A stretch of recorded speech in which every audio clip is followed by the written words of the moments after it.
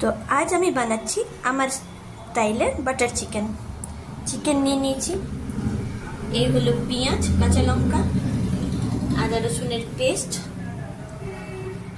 Butter, আর এটা হলো গোলমরিচ।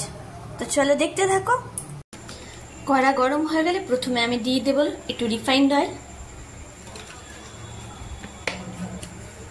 তারপর অ্যাড করে দেব বাটারটা। বাটারটা একটু মেল্ট হয়ে গেলে এর মধ্যে ছেড়ে দেব আমি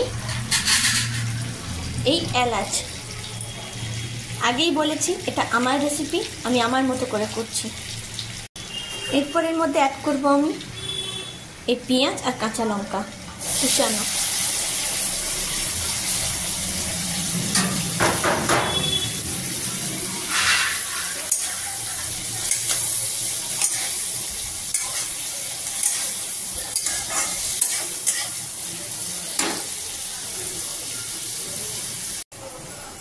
এবার অ্যাড করব নুন।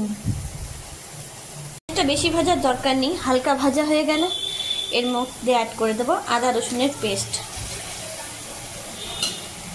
আর চিকেনটা আমি আগে দই আর নুন দিয়ে আর একটু রিফাইন্ড অয়েল দিয়ে ম্যারিনেট করে রেখেছি। দেখো পেঁয়াজটা আর আদা রসুনটা প্রায় হয়ে এসছে। এরপর আমি অ্যাড করে দেব চিকেনটা।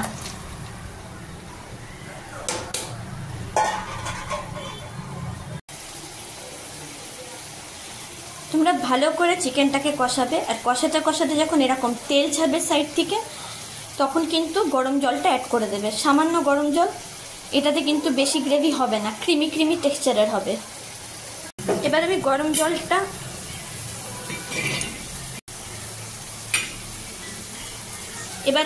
জলটা অ্যাড করে দিলাম। আগেই বলেছি এটা কিন্তু খুব পাতলা হবে না, এটা হবে কিন্তু ক্রিমি টেক্সচারের। চিকেনটাকে সেদ্ধ করতে বসিয়ে দিয়েছি, আর এটা সেদ্ধ হতে টাইম লাগবে 30 থেকে 35 মিনিট। খুব কম আঁচে সেদ্ধ করতে হবে যাতে পুড়ে না যায় বা লেগে না যায়।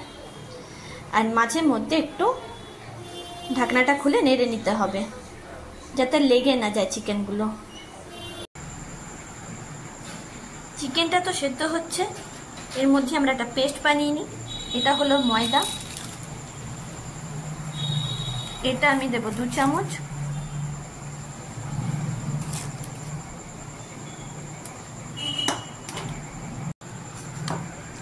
ময়দার সাথে আমি দিয়ে দিচ্ছি 2 চামচ দই আর একটু জল অ্যাড করেছি। এটা ভালো করে ফেটিয়ে নিতে হবে।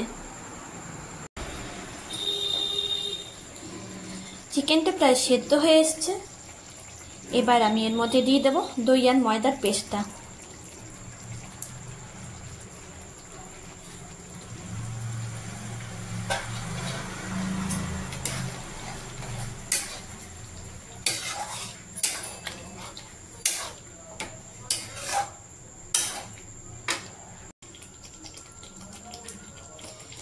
এবার আমি চিনি অ্যাড করে দেব, 2 চামচ মতো চিনি অ্যাড করব।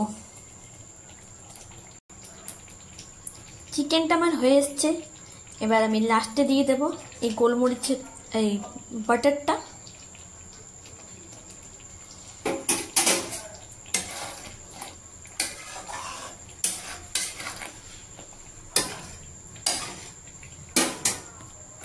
আর উপর থেকে ছড়িয়ে দিলাম একটু গোলমরিচ। গার্নিশিং এর জন্য দিয়ে দিয়েছি কাঁচা লঙ্কা। তো আমার বাটার চিকেন রেডি হয়ে গেছে। এটা সম্পূর্ণ আমার রেসিপি। তোমরা জানিও কমেন্ট সেকশনে যে কেমন হয়েছে। কালার দেখতে পাচ্ছ, দুর্দান্ত হয়েছে, আর খেতেও হয়েছে অসাধারণ। তোমরা চাইলে এইভাবে একবার বানিয়ে দেখতে পারো, খেতে কিন্তু অনেক ভালো লাগবে। তো চলো, বাই।